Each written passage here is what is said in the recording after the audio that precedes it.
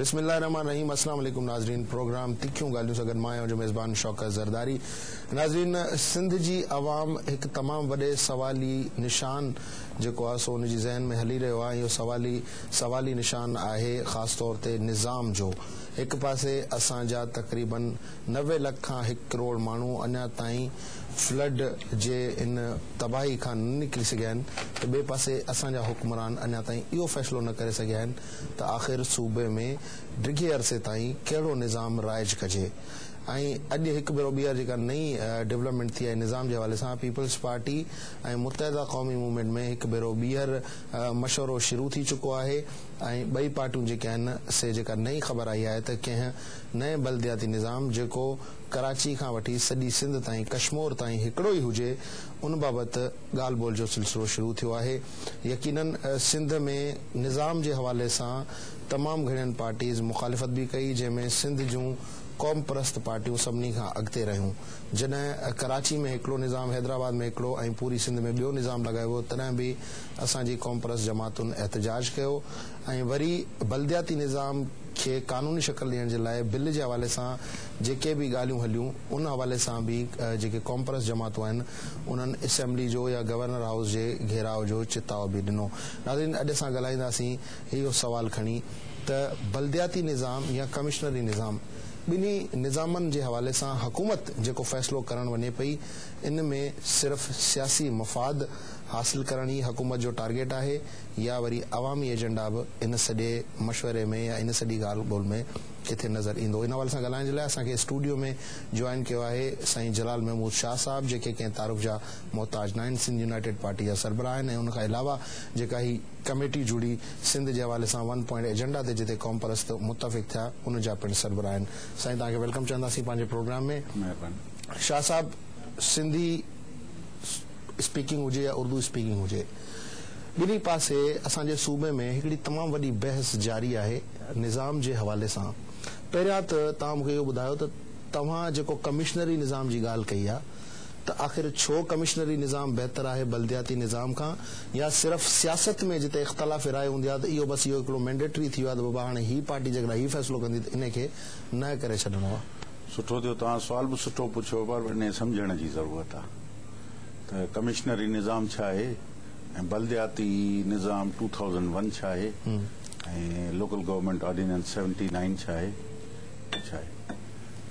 सॼी दुनिया में 3 टियर्स हूंदा आहिनि हुकुमरानी जा। हिकिड़ो लोकल गवर्नमेंट सिस्टम, ॿियो प्रोविंशियल गवर्नमेंट जो सिस्टम, टियों जेको फेडरल गवर्नमेंट जो सिस्टम। इंडिया में भी ईअं आहे ऐं यूनाइटेड स्टेट्स ऑफ अमेरिका में भी ईअं आहे ऐं पाकिस्तान में भी ईअं आहे, यूरोप में भी ईअं आहे।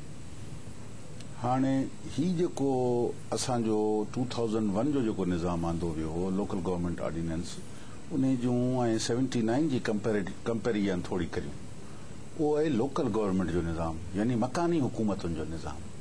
2001 जे निज़ाम में सिविल एडमिनिस्ट्रेशन जो जेको सॼो निज़ाम हो, उन खे मातहत कयो वियो मकानी हुकूमतुनि जे मातहत। ठीक, सूबे जा 12 सब्जेक्ट्स कढी, किथे 11, किथे 12, किने ज़िलनि में 11, किथे शहर में कराची में 12, कराची में थी सके तो 15 भी करे विया हुजनि सब्जेक्ट, सम्झ त इते उहे सब्जेक्ट्स खणी ऐं उहे मातहत कयो वियो हिन निज़ाम जे।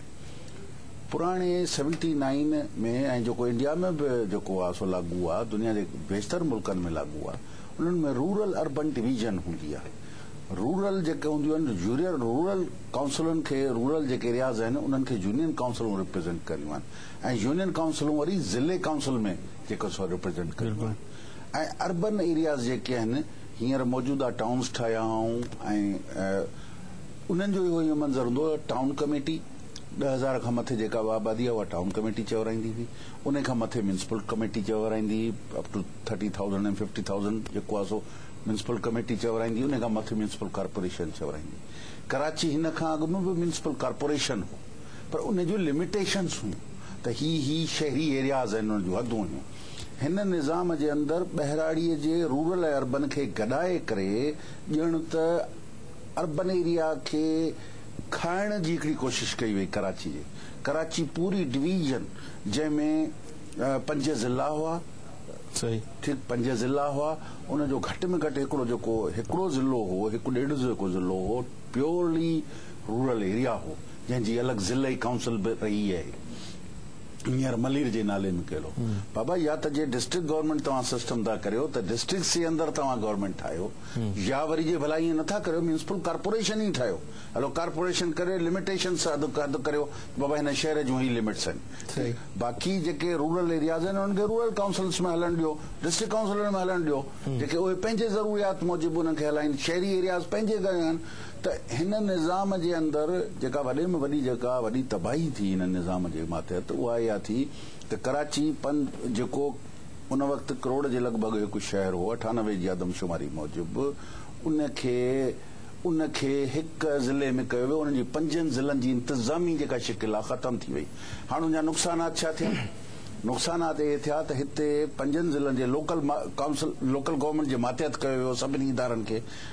डिप्टी कमिश्नर जो रोल ख़तम कयो वियो, असिस्टेंट कमिश्नर जो रोल ख़तम कयो वियो, वग़ैरह वग़ैरह सभु ख़तम कयो। ठीकु आहे, का ॻाल्हि कान्हे, निज़ामनि में ईंदियूं आहिनि, उहा ॻाल्हि कोन्हे। हिन निज़ाम जे करे हिननि इहो कयो, हिन न्यूट्रल जे करे हींअर कराचीअ में रहंदड़ घटि में घटि सिंधी जेको आहे पंहिंजो डोमिसाइल बि हिन ज़िले में बावजूद उहो आहे त 3 नसलनि खां रहे थो, पर हुनखे हिते जी कराची जी म्यूनिसिपल कॉर्पोरेशन खे डोमिसाइल बि ॾियण जो हक़ नथी ॾे। एॾी हालत थी वई आहे। ऐं हिन जे करे इवन को बि माण्हू, इवन तव्हां भले खणी केतिरो बि पंहिंजे ग़रीब पंहिंजे इलाइक़नि मां पढ़ी लिखी को नौजवान असांजो सिंध में अचे, उनखे कराचीअ में कतई हक़ बैन थी वियो आहे। उहो छाजे करे? अहिड़ी हुकूमत ठाही वई जेका लोकल गवर्नमेंट जे निज़ाम में हिकिड़े डिस्क्रिमिनेटरी हुनजो रोल थी वियो हुयो। डिस्क्रिमिनेशन करे पई मक़ामी आबादियुनि खे ऐं उर्दू स्पीकिंग आबादी जंहिंजी हू पंहिंजी अॻुवाणीअ जी नुमाइंदगी था कनि। असीं था चाहियूं त हिकिड़ो अंग्रेज़ ब्रिटिशर्स जेको हो उन्हनि हिकिड़ो सिविल एडमिनिस्ट्रेशन जो इंडिपेंडेंट हिकिड़ो खाको ॾिनो हो। ठीकु, उहो सिविल एडमिनिस्ट्रेशन जो हो, उनखे ख़तम करे ऐं या लोकल गवर्नमेंट जे मातहत न कयो वञे, उनखे धार रखियो वञे, लोकल गवर्नमेंट खे धार। ठीकु आहे शाह साहब, तव्हां ॾाढो तव्हां ब्रीफली इहो तमामु सुठो थियो, असांजे व्यूअर्स खे बि ख़बर पइजी वई। पर सवाल हिकिड़ो हिते उथे थो, 2001 में ही निज़ाम राइज थियो, अरबाब रहीम उन खां पोइ वरी इलेक्शन्स थिया, अरबाब रहीम साहब जो दौर आयो, ज़िला वग़ैरह टुटा, पर क़ौम परस्तनि इन इशू खे जेतिरो हींअर मतिलबु खणणु शुरू कयो आहे, या इन ते जेका हींअर आवाज़ उथारणु शुरू कई आहे, या जनरल मुशर्रफ जे दौर में नज़र न आई। जेके तव्हांजा मुख़ालिफ़ आहिनि, या सिधो सो चऊं त जेके माण्हू पंहिंजे इताद खे बचाइण जे लाइ इहो निज़ाम वरी राइज करणु चाहिनि था, बल्दियाती निज़ाम या कमिश्नरी निज़ाम खां हटी करे को विचो रस्तो हींअर कढण जी जेका कोशिश कई पई वञे, उहे इहो इल्ज़ाम हणनि था त भई क़ौम परस्त एतिरो अरसो ख़ामोश रहिया, ऐं हाणे जॾहिं जमहूरी हुकूमत आई आहे ऐं असां जॾहिं उन्हनि खे हिकिड़ो फ्री हैंड ॾिनो आहे जमहूरियत में पंहिंजी डेमोन्स्ट्रेशन करण जो, सो ही सिर्फ़ु ऐं सिर्फ़ु हिकिड़ी वावेला कई पई वञे पॉलिटिकल माइलेज जे लाइ। आउं थोरो अर्ज़ु करियां हिकिड़ी ॻाल्हि त जॾहिं कराची हैदराबाद ज़िले खे चइनि ज़िलनि में विरहायो, उन वक़्तु क़ौम परस्त जे सभिनी जमायतनि, मुंहिंजी पार्टीअ बि इन ते एतिराज़ कयो त बाबा इहो ग़लति आहे। कराचीअ खे जेॾी महिल गॾायो पियो वियो उन वक़्तु बि असांजो कयो वियो, पर ख़ासि तौर ते 8 सालनि जी हुकुमरानी, पहिरियां 4 साल कुझु घटि अख़्तियार हुआ अञा लोकल काउंसिल्स खे, पोयां 4 सालनि में वधीक। उन 8 सालनि जी गवर्नेंस जे तरीक़ेकार हिकिड़े डिस्क्रिमिनेटरी हिकिड़ो ऑर्डर जेको आहे सो फैलाए छॾियो। उन जे ख़िलाफ़ असांजे तजुर्बे इन नतीजे ते पहुतासीं त बाबा ही निज़ाम बुनियादी तौर ते सिंध खे तक़सीम करण जो हिकिड़ो निज़ाम आहे। ही इंतज़ामी तौर ते नॉन लोकल माण्हुनि खे जेको आहे सो डिस्क्रिमिनेट करे हिकिड़े मखसूस हिकिड़े निज़ाम में रखण जो निज़ाम आहे। उन जे करे असां एतिराज़ कयो आहे। इहा ॻाल्हि जे अगरि तजुर्बे खां पोइ आउं तव्हांखे थोरो मुख़्तसर ॿुधायां, आउं 2000 में यूनाइटेड स्टेट्स ऑफ अमेरिका वियुसि, ऐं उते लोकल गवर्नमेंट जी ख़ासि मुंहिंजो सब्जेक्ट हो जंहिंमें मूं स्टडी कई हुते। आउं ॾाढो मुतमइन थियुसि, हीउ जेको निज़ाम आहे तक़रीबन उन जी कापी आहे। ठीकु, पर वक़्त साण ऐं मुल्कनि जा हालात, हर मुल्क जा हालात ऐं कैपेसिटी, असांजी कैपेसिटी उहा कान निकिती। असांजा जाइल नाज़िम ज़िलनि जा जेके आहिनि सो हिकिड़े तरफ़ हुआ, ॿी तरफ़ जेको आहिनि सो हिकिड़ा माण्हू जेके नसुल परस्त आहिनि या जेके डिस्क्रिमिनेशन रखनि था उन्हनि जे अख़्तियार में वर चढ़ी वियो। प्रोविंशियल अथॉरिटीअ खे हिते ख़तमु कयो वियो हलियो। ऐं ॿी ॻाल्हि त ठहियो प्रोविंशियल अथॉरिटी वई, ठीकु आहे, अॻियां असांखे वञिणो आहे हिन निज़ाम में। थोरी रुगो हीअ ॻाल्हि सम्झण जी आहे, उहा इहा आहे त परवेज़ मुशर्रफ चयो त बाबा असां प्रोविंशियल ऑटोनॉमी ॾींदासीं। ठीकु। ॿियो हो त बाबा लोकल गवर्नमेंट सिस्टम खे वधीक माण्हुनि खे एम्पावर करण जे लाइ हेठिन सतह ताईं जेको आहे लोकल गवर्नमेंट जे सिस्टम खे ॾींदासीं। ठीकु। तमामु सुठी ॻाल्हि। नतीजो इहो थियो त जेका फेडरल गवर्नमेंट खां जेका प्रोविंशियल गवर्नमेंट ते अचे कुझु बि ट्रांसफर कोन थी। हेठां सूबे जा 12 सब्जेक्ट खणी ॾिनो। हाणे उन्हनि 12 सब्जेक्ट्स में पीअण जो पाणी करियो, सफ़ाई करियो, स्ट्रीट लाइट करियो, इहे सभु शयूं सुठियूं आहिनि।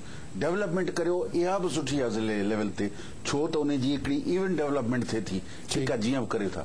पर जे अगरि तव्हां उनखे एजुकेशन खे खणी विया आहिनि, उहो फेल थी वियो। 8 सालनि जो तजुर्बो ॿुधाए थो त सिंध जो रहियल खुयल जेको डायरेक्टर जे कंट्रोल में एजुकेशन सेक्रेटरी खां पोइ डायरेक्टर्स हूंदा हुआ, उन जे मातहत जेको तालीमी निज़ाम हो उहो वधीक कंट्रोल ऐं बहितर हो। DG हेल्थ जे मातहत जेको निज़ाम हो, डायरेक्टर ऐं डायरेक्टर जनरल जे मातहत जेको हो, उहो वधीक कंट्रोल ऐं बहितर निज़ाम हो बनस्बत हिन हेल्थ जे सिस्टम जे। उन वक़्त जो एग्रीकल्चर जो जेको निज़ाम हो, एग्रीकल्चर डिपार्टमेंट हूअं ई कमज़ोर हो, पर उन जे बावजूद बि हिन निज़ाम खां वधीक बहितर सूरत में हो। हिन निज़ाम जे मातहत उहे इदारा ख़तम थी विया। न रुॻो इहो थियो, सभ खां वॾी सिंध में तबाही हिन निज़ाम जी कहिड़ी आई? कराची, जामशोरो ज़िलो ऐं ठटे ज़िले, इन जूं तमाम तर सरकारी ज़मीनूं माण्हुनि कूड़नि रिकॉर्डनि ते, कूड़नि नालनि जे, छो त EDO हेल्थ खे उहे इख्तियार ॾिना हुआ जेके कमिश्नर जा इख्तियार हूंदा हुआ।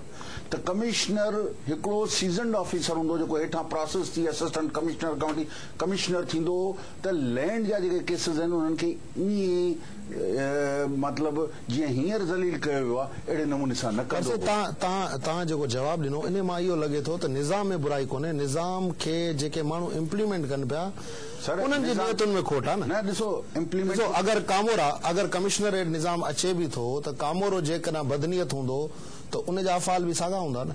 सर इहो हिकिड़ो एस्पेक्ट आहे, पर इहा त तजुर्बो त तव्हांजो थियो आहे न 8 सालनि जो। 8 सालनि जे अंदरि तव्हां पंहिंजे कराचीअ जे अंदरि पंहिंजी असली हैसियत में विञाए वेठा आहियो। हींअर तव्हांखे हिते जे कराचीअ में रहंदड़ तमामु तर ॻोठ वारनि माण्हुनि खां घुरायो, मूंखे छॾियो, मूंखे छॾियो, आउं हिकिड़ो सियासी माण्हू आहियां, में बि ॻाल्हि हुजे, गैर सियासी कराची जे माण्हुनि खे घुरायो जेके हिते असली हिते ॻोठ जा आहिनि। उन्हनि सां हिन निज़ाम जे मातहत छा छा थियो आहे, कहिड़ा कहिड़ा वेल वहाया विया आहिनि, उहा उन्हनि खां पुछो त उन्हनि खां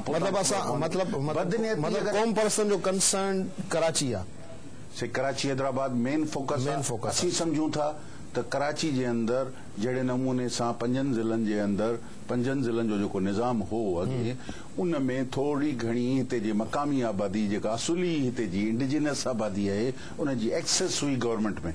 हिन निज़ाम जे मातहत टोटल ज़ीरो थी वई आहे। हिन निज़ाम जे मातहत उन करे इहो रुॻो कराचीअ ते लागू कोन थो थिए, इहो मुंहिंजे ज़िले में बि लागू थो थिए। इहो अगरि ॿिए कंहिं ज़िले में को ॿियो वॾेरो वेठो आहे कंहिं इक़्तिदार ते, त ॼण ॿी पार्टीअ जो किथे त ईअं बि थियो हूंदो त पीपल्स पार्टी अपोज़िशन में हूंदी, अपोज़िशन माना पीपल्स पार्टी ॼण हुते माइनस आहे। ईअं रहियो आहे माज़ीअ में, ईअं न आहे, ख़ुदि रड़ियूं कंदा रहिया आहिनि ऐं ख़ुदि पाण पंहिंजे प्रोग्राम में रखियो अथनि इलेक्शन जे निज़ाम में त असीं हिनखे निज़ाम खे ख़तमु कंदासूं। त इहो त इहा त का वॾी ॻाल्हि कान्हे, इहा त थींदो रहियो आहे। इहा त प्रैक्टिस छा थी ॿुधाए? हिन निज़ाम असां सुठो आणियासीं, सुठी नियत खणी आयासीं, सुठे नियत सां, अगरि निज़ाम जी इम्प्लीमेंटेशन जो जेको तरीक़ेकार आहे हिन में जेको सिंध जो असली माण्हू आहे उनखे नुक़सानु आहे ऐं जेको ॿाहिरियों माण्हू आहे उनखे वधि में वधि फ़ाइदो। ठीकु आहे शाह साहिब, हितां ई कंटिन्यू कंदासीं। नाज़रीन, जलाल महमूद शाह साहिब जो चवणु आहे त हीउ जेको निज़ाम आहे बल्दियाती, हिन में सिंध जो जेको असली माण्हू आहे उनजो नुक़सानु आहे ऐं जेको माण्हू ॿाहिरियां आयो आहे उनजो फ़ाइदो आहे। इन ते वधीक डिस्कस कयूं था, टाइम ते हिकिड़ी शॉर्ट ब्रेक वठूं था ऐं ब्रेक खां पोइ इन डिस्कशन खे अॻिते वधाईंदासीं। Stay tuned. वेलकम बैक नाज़रीन, असां ॻाल्हायूं पिया पीपल्स पार्टी ऐं मुतहिदा क़ौमी मूवमेंट विच में बल्दियाती निज़ाम ऐं कमिश्नरी निज़ाम या वरी कंहिं टे नए निज़ाम जे हवाले सां जेका हाणोकी ॻाल्हि ॿोल शुरू थी आहे, इन हवाले सां जलाल महमूद शाह साहिब असां सां स्टूडियो में आहिनि। जी शाह साहिब, बिल्कुलु तव्हां जेका ॻाल्हि कई शुरू में, सिंधी माण्हू जो सवाल आहे, यकीनन हिकिड़ो वैलिड सवाल ठहे थो, पर क़ौम परस्त जमातुनि खां वरी हिकिड़ी शिकायत बि कंदो आहे सिंधी माण्हू त इशू बेस्ड पॉलिटिक्स भी थींदी आहे ऐं तमामु सुठी पॉलिटिक्स थींदी आहे सिंध में, पर जॾहिं इलेक्शन जो वक़्तु ईंदो आहे त पोइ तव्हांजे पार्टियुनि जा कारकुन जेके आहिनि उहे कॾहिं वरी सियासी ॿियूं जेके वॾियूं सियासी पार्टियूं आहिनि उन्हनि जे झंडे हेठि नज़र ईंदा आहिनि। तव्हां उन्हनि खे इलेक्शन जे वक़्त में पंहिंजे झंडे हेठि नथा बीहारे सघो, तव्हांजो बिल्कुलु सही ॻाल्हि आहे। इहा ई त असांजी दिलचस्पी जो सुवाल कारण आहे। उहो आहे त हिन खां अॻु में काफ़ी जमायतूं जेको आहिनि सो हिन जमहूरी ऐं इलेक्शनरी निज़ाम खे चवनि थियूं त कंहिं कम जो कोन्हे, इहो इररिलेवेंट आहे, हिन मां कुझु बि हासिल न थींदो।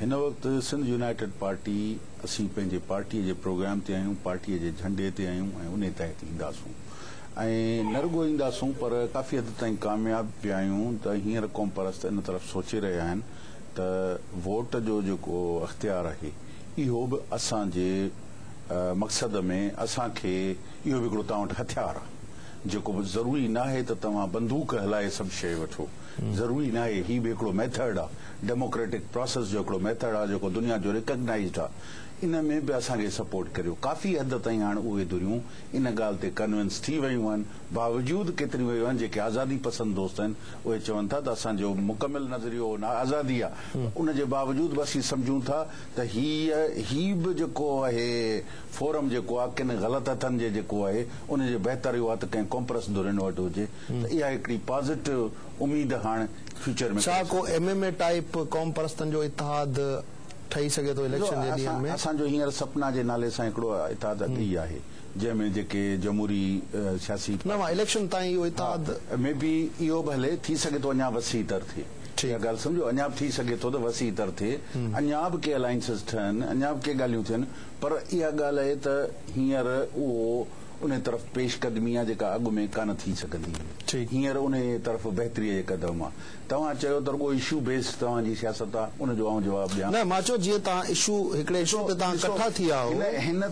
हिन वक़्त ताईं ॾिसो इहा बि असांजी कामयाबी आहे। हिन वक़्त ताईं ज़्यादातर कौम परस्त लोकल गवर्नमेंट सां असांजो छा, हिन वक़्तु सिंध जे हर सियासी इशू ते कौम परस्त पंहिंजी राय रखे थो, पंहिंजो मौक़ुफ़ रखे थो ऐं उन ते पंहिंजी लाइन ॾिए थो।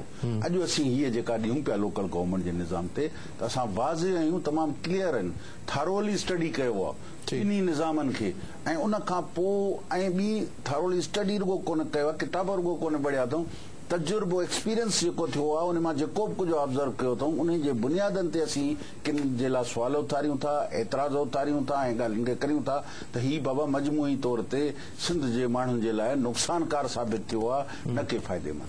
पर शाह साहब जेकॾहिं ॾिठो वञे त हिन वक़्तु बल्दियाती निज़ाम जो हिकिड़ो इशू त आहे, चलो हिकिड़े इशू ते सभई कौम परस्त पार्टियूं मुतफ़िक़ आहिनि, पर हिन वक़्तु जेका पाकिस्तान में सियासी गर्मा गर्मी आहे, ख़ासि तौर ते इमरान ख़ान जे जलसे खां पोइ वरी नया तज्जिया, नया तबसरा जेके आहिनि से हींअर जनम वठी रहिया आहिनि, छा थो लॻे कौम परस्त को अहिड़ो मैच खेॾे वेंदा जेको इमरान ख़ान खेॾियो आहे? मुंहिंजे ख़्याल में त इमरान ख़ान जी हींअर जेका आहे तमामु पॉज़िटिव शइ आहे। मुंहिंजे ख़्याल में त जिते रुॻो टू पार्टी सिस्टम या जिते हिकिड़ी थर्ड पार्टीअ खे वञणु घुरिजे, बहितर परफॉर्मेंस अगरि हुनखे हू शो करे थो, हुन वटि बहितर प्रोग्राम आहे त इमरान ख़ान खे हक़ आहे त उन जे लाइ ॻाल्हि खणी वञे। हाणे उहो वरी वक़्तु ॿुधाईंदो त गवर्नेंस जो हुननि जो हाल छा थो रहे हुकूमत में अचण खां पोइ। अहिड़ी तरीक़े सां असांखे यकीन आहे त अहिड़ी शिकिल असां बि कंहिं न कंहिं में वेंदासूं, असीं कंहिं न कंहिं प्रोग्राम में वेंदासूं ऐं असीं ज़रूर इन तरफ़ हाणे पेशरफ़्त थींदी। हाँ, पेशरफ़्त थींदी। मतलब तव्हां कन्विंसिंग पोजीशन में आयो, सिंध जी आवाम खे कन्विंस करे वेंदो तव्हां? बिल्कुलु बिल्कुलु। अच्छा सर, हाणे 19 नवंबर ते तव्हां चयो आहे भई जेकॾहिं ऑर्डिनेंस निकितो हो त गवर्नर हाउस जो घेराव, जेकॾहिं बिल आयो त सिंध असेंबली जो घेराव, मतलब हिकिड़ो त यकीनन माण्हू त अची ईंदा, पर U don't have legislation powers अञा ताईं उन्हनि माण्हुनि वटि आहिनि जेके शायदि तव्हांजी आवाज़ या ॿुधणु नथा चाहिनि या वरी तव्हांजी आवाज़ ॿुधंदे बि ॿोड़ा थिया वेठा आहिनि, पोइ तव्हांजो छा रद्द अमल हूंदो? ॻाल्हि तव्हां ॾाढी दिलचस्प कई आहे ऐं थोरो तव्हां बिल्कुलु हक़ रखो था त असां वटि लेजिस्लेटिव पावर कोन्हे, असीं लेजिस्लेशन नथा करे सघूं, पर यादि रखो त असीं अवाम बि आहियूं, असीं सिविल सोसाइटी आहियूं, असांजे जेका नफ़े में नुक़सान में आहे उहो पंहिंजे पार्लियामेंटेरियन ताईं ॻाल्हि पहुचाइणी आहे। मतलब सुभाणे यादि रखो जमहूरियत जा दुश्मन आहिनि शायदि। ॾिसो इहे जलसा जेके थियनि पिया न उन पार्टी जो पुराणी ॻाल्हि आहे, इहो हर जेको हुनजो मुखालिफ़ आहे सो जमहूरियत जो दुश्मन आहे। ऐं हर जेको कहिड़ो बि डिक्टेटर हुजे जेको हिननि खे सपोर्ट करे थो जमहूरियत दोस्त आहे। इहो पुराणी पीपल्स पार्टी जो फार्मूला आहे, इहो रद्द थी चुको आहे। भुट्टे साहिब खां वठी हेसि ताईं इहे सभई फार्मूला हलिया आहिनि। असीं इन खे ॻाल्हि खे इन्हनि खे ते जवाबु ॾियण ई नथा चाहियूं, इहा ॻाल्हि आहे। पर यादि रखनि त पार्लियामेंटेरियन असांजी इहो ई त रहण आहे त पार्लियामेंटेरियंस सिंध असेंबलीअ जे हिकिड़ो बिल पास कयो आहे त बाबा कमिश्नरी निज़ाम बहाल करियो, ठीकु आहे। उन ते दुहिल बि वॼाया अथनि, दमाम बि वॼाया अथनि, उनजी पार्टी कया, उन खां पोइ बि उनखे नज़रअंदाज करे वरी ऑर्डिनेंसिस था कढिया वञनि। इन जो मतिलबु आहे त संदन जमायत में बि इतफ़ाक़ राय कोन्हे हिन निज़ाम जे मुतलिक़। ऐं उन ते जूं ॿियूं जेके अलाइड पार्टीज़ आहिनि, मुस्लिम लीग फंक्शनल चयो बाबा असांखे इन ते ANP जेका आहे उहा बि चवंदी बाबा असांखे इहो निज़ाम क़बूल कोन्हे, ठीकु। इहे सभु शयूं चयूं आहे। पीपल्स पार्टीअ जा जनरल मेंबर जेके बि असेंबली जा मेंबर आहिनि उहे बि इन इतफ़ाक़ राय सां। हाणे इहा त रुॻो हिकिड़ी ज़रदारी साहिब जी अंडरस्टैंडिंग आहे, ॿी MQM जी अंडरस्टैंडिंग आहे, जंहिंजे तौर ते राति राति ऑर्डिनेंस कढिया था वञनि। ऐं अगरि चयो थो वञे दुनिया में पब्लिक इशू थींदा आहिनि, ठीकु आहे, लोकल गवर्नमेंट सिस्टम, बाबा तव्हांखे 3 महीना मिलिया न, तव्हां 3 महीना हलायो, पब्लिक में लाहियो, बहस लाहियो, उन ते कॉन्फ्रेंसूं करायो, उन ते रायामा ठाहियो, सभु जेके बि स्टेक होल्डर्स आहिनि उन्हनि खां वठो, उन खां पोइ तव्हां भले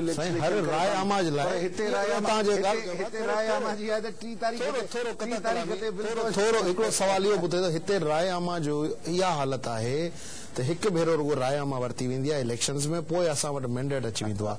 ऐं अनफॉर्चुनेटली असांजी कॉम्परस जमातुनि वटि शायदि पॉलिटिकली असेंबली में वेहण जे लाइ जेका इलेक्शन थी उन खां पोइ या बाइकाट थियो, जेको बि थियो, मैंडेट त कोन्हे न पोइ बि on ground for the legislation. तव्हां सही आहियो, इन ते असीं मञूं था, पर इन जो मतिलबु आहे त असां पंहिंजो जेको जमहूरी असांजो जेको हक़ आहे उन ते असां टोटल विदड्रॉ थी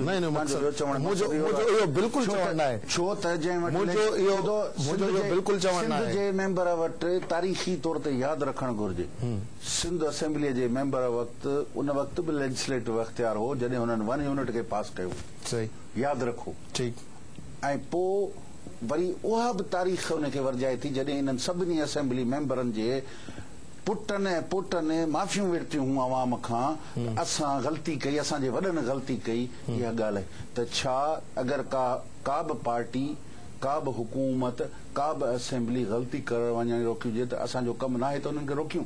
बिल्कुलु, इहो रोकण असांजो जमहूरी हक़ आहे, बिल्कुलु जेको असीं अवेल कंदासूं। ठीकु आहे शाह साहब, इन ते वधीक न त नाज़रीन इहा त ॻाल्हि बिल्कुलु सही आहे त डेमोन्स्ट्रेशन मुज़ाहिरो करणु या जेकॾहिं को ग़लति कानून साज़ी थिए थी ऐं माण्हू सम्झनि था, आवाम सम्झे थी इहा ग़लति आहे, त उनखे रोकणु यकीनन आवाम जो हक़ आहे।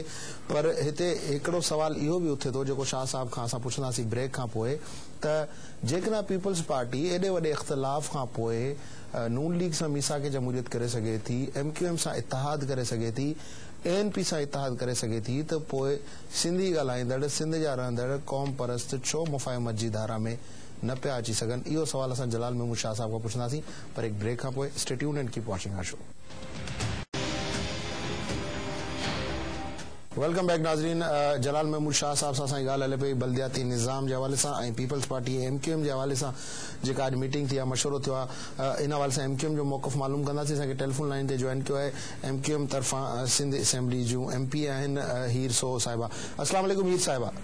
वालेकुम सलाम। तव्हांखे वेलकम चवंदासीं पंहिंजे प्रोग्राम में। हीर साहिबा, थोरो शेयर कंदो त पीपल्स पार्टी ऐं MQM में जेके ही नवां राब्ता थिया आहिनि ऐं हिकु नए बल्दियाती निज़ाम जे हवाले सां ॻाल्हि हले पई, MQM जो छा मौक़िफ़ आहे ऐं तव्हांखे छा थो लॻे त छा ऑर्डिनेंस जी एक्सपायरी खां अॻु में ई को हतमी फ़ैसिलो एक्सपेक्ट करे सघिजे थो? असल में मीटिंग से जेके ड्राफ्ट पीपल्स पार्टी मोकिलियो हो ऐं उन ते ॻाल्हियूं ॿोलियूं अॼु तव्हां न्यूज़ वग़ैरह हलियो त ॻाल्हियूं ॿोलियूं हलनि पियूं ऐं उनजी फाइनल ड्राफ्ट छा थियो उनजी मूंखे कंफर्मेशन न आहे। बहरहाल पार्टी जो हिन हवाले सां क्लियर मौक़िफ़ आहे त बल्दियाती निज़ाम लोकल गवर्नमेंट सिस्टम हलणु खपे ऐं हिकु बहितरीन निज़ाम आहे, हिन सां ग्रास रूट लेवल ताईं अवाम खे रिलीफ मिले थो ऐं तव्हांजो आइन बि हिन ते मुतफ़िक़ आहे त जेको आहे लोकल गवर्नमेंट निज़ाम हलणु खपे। त मां सम्झां थी त यकीनन पीपल्स पार्टी जा बि कुझु हिन हवाले सां कागज़ात आहिनि, कुझु MQM जा आहिनि ऐं बहरहाल ॿई पार्टियूं हिकिड़ी ॻाल्हि ते मुतफ़िक़ आहिनि त निज़ाम हलणु खपे ऐं शायदि कुझु शयुनि ते पीपल्स पार्टी खे जेको आहे डाउट आहे या उन्हनि ते मुतफ़िक़ न आहिनि ऐं कुझु शयुनि ते MQM जी असांखे उमेद आहे त ॿई पीपल्स पार्टी ऐं MQM मिली हिकिड़ो बहितर निज़ाम आणींदा जेको असांखे 100% यकीन आहे त सिंध जी आवाम जी बहितरी जे लाइ ईंदो। अच्छा हीर साहब, छाकाणि तव्हां असेंबली में वेठा आहियो इन करे मां तव्हांखां इहो सवाल पुछणु मुनासिब सम्झंदुसि तो पहिरियां इन साॻी सिंध असेंबली बिल पास कयो कमिश्नरी निज़ाम जो, पोइ वरी हाणे बल्दियाती निज़ाम जे हवाले सां मसला अचनि पिया। हिते जलाल महमूद शाह साहब बि मूंसां स्टूडियो में मौजूद आहिनि। इन्हनि जो चवणु आहे त हिन बल्दियाती निज़ाम जे अचण जे करे ख़ासि तौर ते कराची जी जेका रूरल आबादी हुई उन्हनि जी तमामु घणी हक़ तलफ़ी थी आहे ऐं उन्हनि खे रिसोर्सिस खां परे रखियो वियो आहे ऐं इहा बि हिकिड़ी वॾी वजह आहे जंहिंजे करे क़ौम परस्त जमातूं बल्दियाती निज़ाम जे एतिरो अगेंस्ट आहिनि। तव्हां इन रिस्पॉन्स में छा चवंदो, छाकाणि त 4 साल तव्हांजी पार्टी जे सिटी नाज़िम इन शहर खे सर्व कयो आहे? बिल्कुल, अगर मां समझा थी तो जलाल महमूद शाह जी पंहिंजी जगह ते व्यूज हूंदा, पर मां समझा थी 4 सालन में MQM जो कराची में कम कयो, रूरल एरियाज में भी बिल्कुल ओतिरो ही तवज्जो ॾिनी कम कयो। ऐं तव्हां उन्हनि जा फिगर्स ॾिसण चाहियो था, चाहे वो मलीर हुजे, चाहे वो गदाब हुजे, चाहे वो बिन कासम हुजे, चाहे लियारी हुजे, उन्हनि में वो प्रोजेक्ट आहिनि जेके असां फ़ख्र चऊं था त MQM जे सिटी नाज़म उन्हनि टाउन्स में उहे कम ॾिना। बहरहाल हाणे 3 साल हाणे थी विया आहिनि। जेकॾहिं तव्हां सचल ॻोठ विया आहियो कॾहिं? सचल ॻोठ, सफूरा चौरंगी इन पासे? बिल्कुल, मां इहो कोन चवंदा 100% जेके कम थिया आहिनि या 100% कुझु अहिड़ा असां शयूं ॾिनियूं आहिनि जेके बहितर तौर ते रहिया आहिनि। बहरहाल उन ते जेके टाउन नाज़िम हुआ उहे कहिड़ो आहे, उन्हनि छो न उन्हनि शयुनि खे प्रायोरिटी ते आंदो, उन्हनि कम न कयो। मतिलबु इहो हिकिड़ी शइ एलिगेशन जे तौर ते रखणु त MQM न कयो, मां सम्झां थी इहा ज़्यादती आहे। लाइन ते रहिजो। जलाल महमूद शाह साहब खां पुछो, 100% ज़ाहिरी ॻाल्हि आहे, का बि गवर्नमेंट डिलीवर कोन करे सगंदी आहे।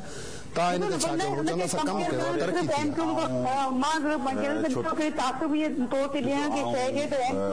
पॉलिटिकल पार्टी जो में भी मता इहो हुजे त बाबा तव्हां त हिकिड़ो अॻी ज़हन ठाहे वेठा आहियो जी। कराची जा महिरबानी करे भले उन्हनि टाउन नाज़मनि खे मोकिलायो जेके कराचीअ में MQM सां जो तालुक़ु न आहे, ॿियनि टाउन उन्हनि खां पुछियो वञे त MQM तव्हांजे हिन सॼी जेको सिटी जो जंहिंमें 100 अरब रुपयनि जे लॻभॻि ख़र्च थी चुको आहे, उन में घणो कंट्रीब्यूट कयो आहे तव्हांजे टाउन्स में हुननि प्रोजेक्ट्स में? महिरबानी करे किथे ओवरहेड ब्रिज ठही आहे, किथे पाणी जो हींअर मूंखे मुंहिंजे कुझु ॻोठणनि सां मुलाक़ात थी, असां इन ई सिलसिले थी। हुननि चयो एसी ताईं थियो जो कराची में जेको वाटर सेवरेज जो जेको वाटर पाणी जो जेको आहे न, उहो बि असांजे टाउन्स जे नंढनि ॻोठनि खे चयो त बाबा हेतिरा करोड़ रुपया पहिरीं जमा करायो त पोइ असीं तव्हांखे पाणी फराहम कंदासूं, अदरवाइज़ कोन कंदासूं।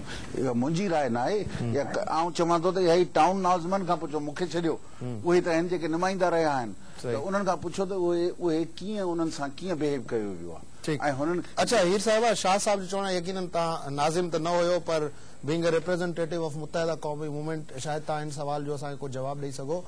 शाह साहब इहा ॻाल्हि कनि था, इहा दावा कनि था त हिते ॿाराड़ी जे कराची जे ॿाराड़ी वारे इलाइक़नि जे कुझु इलाइक़नि मां कुझु माण्हुनि साईं खे इहा शिकायत कई आहे त सिटी डिस्ट्रिक्ट गवर्नमेंट उन्हनि खे इहो चयो त भई एतिरो फंड जमा करे ॾींदो त पोइ हुते पाणी बि पहुचंदो ऐं डेवलपमेंट बि थींदी। छा वाकई किथे किथे पार्टी बेसिस ते या अवाम खां फंड्स जी शॉर्टेज जी शक्ल में अवाम खां को फंड्स गॾु करण जी ॻाल्हि कई वई?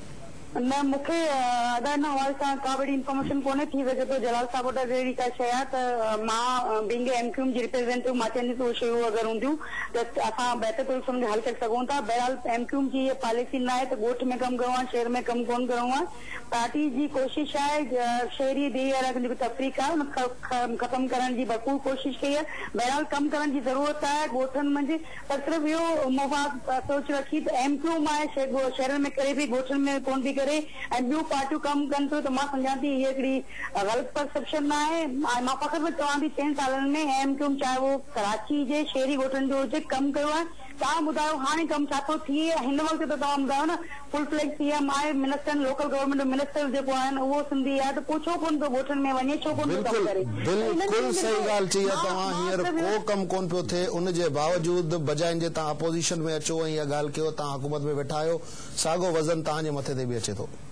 न, मां सम्झां थी बीइंग MQM जी मेंबर, असां जेतिरा बि मेंबर्स आहियूं सिंसियरिटी सां पंहिंजे कॉन्स्टिट्यूशन में वेही उहे MPs कमु कनि था। उहे जेके आहिनि जवाबदार पंहिंजे वोटर्स खे रहंदा जिन सां वोट वठी अचनि था, पर उन्हनि ॻोठाणनि जिन जेके वोट वठी पंहिंजे इलाइक़नि जा वरी अचनि था असेंबली में विहनि था, मां ज़रूरु चाहींदसि उन्हनि ॾेही इलाइक़नि मां जेके खटी अचनि था उहे बि ज़रूर उन्हनि खां वञी नुमाइंदा उन्हनि मेंबर ज़रूर पुछण ॻोठाणा त तव्हां असांजे लाइ छा था कयो। मां मुतमिन आहियां असांजा जॾहिं वोटर्स वरी पंहिंजा उम्मीदवार वेंदा त 100% उन पंहिंजे इलाइक़नि खे पंहिंजे माण्हुनि खे ॾिनो आहे ऐं वेंदा त पकड़ सां वेंदा। न मुझे थोरो पंहिंजे तादिन खे समझायो, उन्हनि खे को तरीक़ो ॾियो, तव्हां जी डेवलपमेंट जो उन्हनि खे थोरो ॿुधायो कीअं डेवलपमेंट कबी आहे। अच्छा हीअ साहिबा ॿियो आख़िरी सवाल तव्हां खां पुछंदुसि, ऑर्डिनेंस जे लैप्स थियण खां अॻु में बिल अची वेंदो असेंबली में? मां त श्योर कोन आहियां, बहरहाल पीपल्स पार्टी ऐं एमक्यूएम ॿई वेठो आहिनि, इंशाल्लाह असांखे उम्मीद आहे त हिकु बहितर सिस्टम आईंदा जेको सिंध जी आवाम उन ते मुतमइन थींदी ऐं पूरी सिंध जी फलाह बहबूद जे लाइ कमु थींदो। यकीन असां सम्झूं था त अहिड़ो सिस्टम अचे जेको ग्रास रूट लेवल ताईं आवाम खे रिलीफ ॾिए। थैंक यू वेरी मच हीर सो साहिबा, थैंक यू वेरी मच। जी साईं हीर साहिबा चवण त हू अञा ताईं श्योर न आहिनि, भला तव्हांखे का अहिड़ी अंदर जी ख़बर? ॾिसो असां इहो ई था चऊं त बाबा सिंध असेंबली आहे, उनजो कमु आहे कानून साज़ी, हिकिड़े दफ़ा हू कानून साज़ी करे चुकी आहे, उनखे एतिरी ऑनर त ॾियो घटि में घटि, उन खां पोइ बि तव्हां ॿई गवर्नमेंट में पार्टियूं अचूं। ऑनर ॾिनो न साईं, महीनो खनि अवामी मफ़ाद में हलियो कमिश्नरी निज़ाम। हाणे हुनजे निज़ाम खे तव्हां जेको असेंबलीअ कयो आहे बहाल करे, उन खां पोइ तव्हां बाक़ाइदा ही 3 महीना तव्हांखे ॾियूं था, 3 महीना तव्हां वेही एमक्यूएम वेहे, पीपल्स पार्टी वेहे, ॿियूं सभु स्टेक होल्डर्स जेके बि तव्हां जूं अलाइड पार्टीज़ आहिनि उन्हनि में वेहो, इवन अपोजिशन खां बि भले वठण जी मदद करियो, उन्हनि ते बहस करायो कहिड़ो निज़ाम तव्हांजे लाइ सूटेबल आहे, उन खां पोइ तव्हां बिल जे सूरत माण्हू छो राति जो ऑर्डिनेंसिस जे ज़रिए थो अचे। इन जो मतिलबु आहे त कुझु त चोर आहे, कुझु त दाल में काला है, सही कुझु त आहे जंहिंजे करे ऐं मूंखे त अफ़सोस इहो थो थिए त ही 3 महीना हलो थी वियो तव्हां ऑर्डिनेंस कढी छॾियो, 3 महीननि जे आख़िरी 3 ॾींहंनि में तव्हां सलाह मशवरा सिर्फ़ 2 जमायतूं था करे, छा मतिलबु? कुर्बानी जी ईद अचे सही, को न को त कुर्बानी ॾींदो न। इहो बि ॾिसो न थोरो। सो इन जे लाइ ज़रूरत इन ॻाल्हि जी आहे त तव्हां बजाए इहो करण जे इहो जेको शॉर्ट कट वारो जेको तरीक़ेकार आहे इहो ग़लति आहे। अच्छा वेरी असेंबलीअ खे बि एतमाद में बिल्कुलु। हाणे हिकिड़ो थोरो सवाल इन खां हटी करे, माज़ी में असां 1-2 हफ़्ता पोइते जेकॾहिं वञूं, पीपल्स पार्टी जे माफ़ कंदा, पीपल्स पार्टी में विद इन द पार्टी हिकु वॾी अपोज़िशन उभरी ऐं चयूं त बाबा हाणे बल्दियाती निज़ाम जो जेकॾहिं बिल ईंदो त उन जे अगेंस्ट में असां वोट कंदासीं, ऐं उन ग्रुप खे मिर्ज़ा साहब लीड कयो पिए, डॉक्टर ज़ुल्फ़िकार मिर्ज़ा, पर साॻी जॻह ते मिर्ज़ा साहब जो क़ौम परस्तनि जे हवाले सां जेको मौक़िफ़ रहियो आहे इहो बि तव्हांजे साम्हूं आहे। डोंट यू थिंक के ज़ुल्फ़िकार मिर्ज़ा क़ौम परस्तनि न अचे या क़ौम परस्त ज़ुल्फ़िकार मिर्ज़ा ॾांहुं वञनि, इन इशू ते इहा अपॉर्चुनिटी अवेल करे सघिजे थी मैक्सिमम लेजिस्लेटर्स खे पाण वटि? वॾे में वॾो इहो आहे त ट्रस्ट डेफिसिट आहे, असांजो ट्रस्ट कोन्हे मिर्ज़ा साहब ते। ॿुधो आहे, हू पीपल्स पार्टीअ में वेठो आहे, उन पार्टीअ जे डिसिप्लिन जो क़ाइल आहे, ऐं उन खां अलावा क़ौम परस्तनि जूं जॾहिं पाण मिनिस्टर हो जेॾी महिल त उन वक़्तु में क़ौम परस्तनि जूं वॾियूं चार्जिस अथसि। असांजा वर्कर, असांजी सियासी जमायतुनि जा वर्कर, मुंहिंजी जमायत जो अख्तर शाह जे वर्कर, उनजे मथां पुलिस जी फायरिंग इन जे हुकूमत ते थी। पर साईं अयाज़ साहब तहसीन पेश कयो उन ॾींहंनि में। ऐं उन बाक़ी दोस्तनि जी पियो ॻाल्हि करियां, अयाज़ साहब पंहिंजी राय वारो आहे। अच्छा जेका राय मतलब समझ में न अचे वो पंहिंजी राय वारो आहे। ॾिसो असीं ज़्यादातर असांजा ज़्यादातर ॾिसो तरक़ी पसंद जा दोस्त मारे GSN जे वर्करनि ते जेको आहे सो हिन जेको आहे तशद्दुद करायो ही पंहिंजे हिन जे मिनिस्ट्रीअ दौरान, ऐं ख़ुदि सिंध यूनाइटेड पार्टीअ जे वर्करनि खे जेको आहे सो हिन मारनि। असांजी वॾियूं चार्जिस आहिनि हुन जे मथां, त हू इन खां पंहिंजो पाण खे बचाए नथो थी सघे। उन जे बावजूद बि अगरि क़ौमी मक़सदनि जे लाइ हू वाकई सिंसियर आहे त अॻियां अचे, हाणे अचण जो वक़्तु आहे। हाणे ॾिसूं कीअं थो अचे, भले पंहिंजे पार्लियामेंटेरियन खे करे, असीं कोन था चऊं, असांखे ट्रस्ट कोन्हे त इवन पीपल्स पार्टीअ जो पार्लियामेंटेरियन कंहिं हिकिड़े बूढ़े ठुड़के ते बीह सघंदो या न बीह सघंदो, या जेको हा इहो माफ़ कजो, असां इहे सम्झूं था, तमामु वॾी ॻाल्हि आहे, असां सम्झो आहे त हीउ सॼो मैन्युपुलेटेड आहे, या सॼी गेम इहा मैन्युपुलेटेड वारी गेम केॾी महिल बि ॾेई वेंदी, सम्झो असां हुननि ते एतमाद ई कोन था करियूं, एतबार ई कोन। पर साईं मफ़ाहिमत वारी जेका चेन आहे इन में क़ौम परस्त छो न समाइजी सघिया आहिनि? तव्हांखे पीपल्स पार्टी जी जेकॾहिं ॻाल्हि कजे त पीपल्स पार्टी में काफ़ी क़ाबिल तारीफ़ माण्हू बि अञा ताईं मौजूदु आहिनि जेके पार्टी में पंहिंजी राय बि रखनि था ऐं पार्टी खे किथे न किथे सुठी पोज़ीशन ते पार्टी में मौजूदु आहिनि। क़ौम परस्त छो मतिलबु परे रहिया? मसइलो आहे परसेप्शन जो। क़ौम परस्त हिन मुल्क खे कीअं था ॾिसनि, पीपल्स पार्टी हिन मुल्क खे कीअं थी ॾिसे। असीं सम्झूं था त हीउ मुल्क तारीख़ी क़ौमुनि गॾिजी ठाहियो आहे, 40 जी करारदाद मौजूदु ऐं उन्हनि जे मरूने में नथी मुल्क हले पियो ऐं इहा फेडरेशन जे हक़ीक़ी तौर ते फेडरेशन कया त उन्हनि खे पंहिंजा राइट्स बि ॾियणा पवंदा। पीपल्स पार्टी 1970 जे इलेक्शन्स खां वठी असांजा जेके राइट्स आहिनि उहे मज़बूत मर्कज़ जे नाले में, जेको अॻे इलीगल कंट्रोल हो उनखे लीगल कंट्रोल ॾिनो वियो 73 जे आइन तहत। हाणे 18वीं तरमीम जे नाले में बि असां सां वॾी ज़्यादती थी आहे, इन जे मातहत उहा कई वई आहे। ऐं जेको परवेज़ मुशर्रफ ऑटोनॉमी जेका ॾिनी ॾियण पे चाही न, उन खां बि घटि दर्जे जी न ॾिनी आहे। त इहा ही हमेशह मथे इहो डील कराईंदा आहिनि त अगरि पीपल्स पार्टीअ खे मर्कज़ में तव्हां हुकुमरानी ॾियो, हिकु अधु सूबे में हुजे मर्कज़ में हुजे, असां सिंध जा माण्हू वीचारा गुगदाम आहिनि, उन्हनि खे असीं पाण इहो हिकिड़ो रवैयो आहे पीपल्स पार्टी जंहिंसां असीं इख़्तिलाफ़ राय रखूं था, उनजे करे असांजी हिकु जहिड़ा थोरो टाइम बचियो आहे। वरी हिकिड़े सवाल ते ईंदुसि। हिन वक़्तु पंजाब में सियासी गर्मा गर्मी आहे ऐं हर को जेको आहे सो पंहिंजे हिसाब सां पंहिंजा पहलवान मैदान में लाहे पियो ऐं सिंध में जेका गर्मा गर्मी जी उम्मीद करे सघिजे थी उहा 13 नवंबर ते पीपल्स पार्टी बि हिकिड़ो जलसो करे पई। तव्हां चओ था त 19 नवंबर जी डेट तव्हां बि ॾिनी आहे। क़ौम परस्त किथे टारगेट कनि पिया, का अहिड़ो को जलसो या अहिड़ी का तहरीक, छा एक्सपेक्ट कजे? ॾिसो, असां क़ौम परस्तनि जूं अञा घणियूं ॻाल्हियूं आहिनि, पर असां 19 तारीख़ ते कॉल अॻे ॾिनी आहे। अख़लाक़ियाती तौर ते सियासी हिकिड़ो पॉलिटिकल कल्चर हूंदो आहे। को बि अगरि को कॉल ॾींदो आहे त कोशिशि कबी आहे त 2 ॾींहं उन खां पोइ ॾिजे। उन खां अॻु में को बि करे थो त सम्झो कंहिं मक़सद ख़ातिर थो करे। इवन हींअर जेका MQM जी जेका कल्ह ई जेको एग्ज़ैक्टली ईअं कयो जीअं ज़रदारीअ खे ईअं सपोर्ट कयो जीअं परवेज़ मुशर्रफ खे सपोर्ट कयो।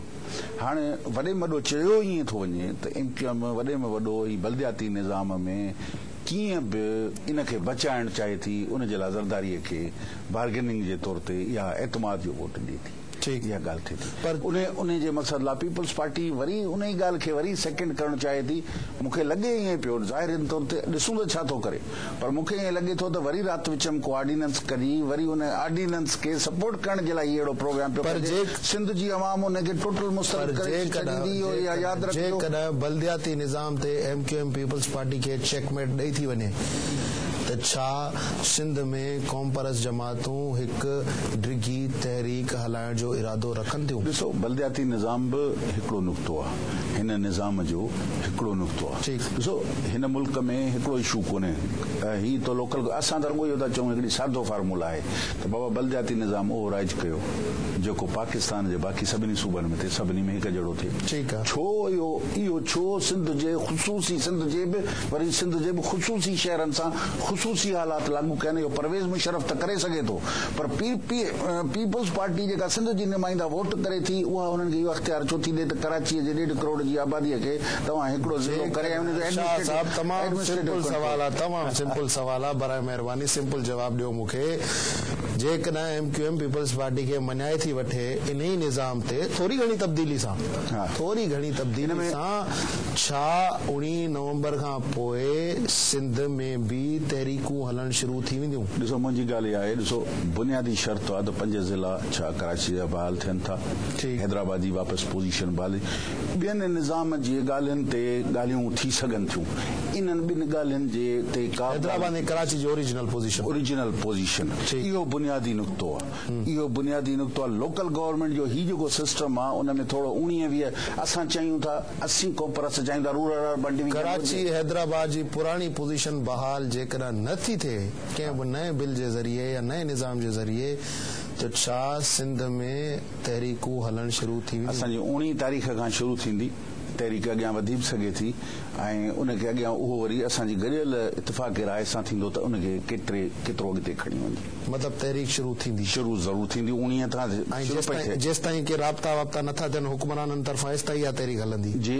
जेसि ताईं माना हुक्मरान राब्तो नथा कनि, मफ़ाहिम जी भले मफ़ाहिम त कनि, असांखां भले पुछनि या न पुछनि, अगरि इहो सिंध जे माण्हुनि जे भलाईअ में इहो करणो अथनि पर पुट करे छॾनि, पाण ई क्रेडिट खणनि।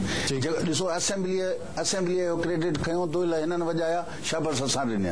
ठीकु, असीं चऊं था भले वरी तव्हां तो वॼायो, शरनायूं वॼायो, हिकिड़ो असेंबलीअ खे एतमाद वठो ऑर्डिनेंसेस वसीले ग़लति तरीक़ेकार आहे ऐं ॿी ॻाल्हि इहा आहे त जेको बि तव्हांखे करिणो आहे भले तव्हां क्रेडिट खणो असीं बि तव्हांखे शाबाश ॾींदासीं पर ही जेको तरीक़ेकार कयो वियो आहे त जेको आहे सिंध जे मफ़ादनि खे नीलाम कयो जेकॾहिं पीपी जा दोल बेसुरा हूंदा तव्हां नगारो वॼाईंदो सही हो तो वॼायूं पिया ठीकु आहे थैंक यू वेरी मच जलाल महमूद शाह साहब तव्हां आयो असांजे प्रोग्राम में नाज़रीन जलाल महमूद शाह साहब तमामु अहम ॻाल्हियूं कयूं ऐं असां कोशिशि कई जलाल महमूद शाह साहब खे थोरो वधीक टाइम इन करे ॾिनो छाकाणि त सिंध जे माण्हुनि जो मसइलो आहे ऐं सिंध जे रहंदड़नि जो मसइलो आहे ताकी उन्हनि खे थोरो इन इशू जी ब्रीफ एंड इनसाइड स्टोरी असां पहुचाए सघूं पर शाह साहब हिते हिकिड़ी अहम ॻाल्हि इहा कई आहे त जेकॾहिं पीपल्स पार्टी जी सरकार असेंबली में ऐवान खे एतमाद में वठी को फ़ैसिलो करे थी ऐं सॼी सिंध जे मफ़ाद में करे थी हिते का डिस्क्रिमिनेशन न आहे नाज़रीन उर्दू स्पीकिंग या सिंधी स्पीकिंग अर्बन या रूरल जेकॾहिं सॼी सिंध जे मफ़ाद में करे थी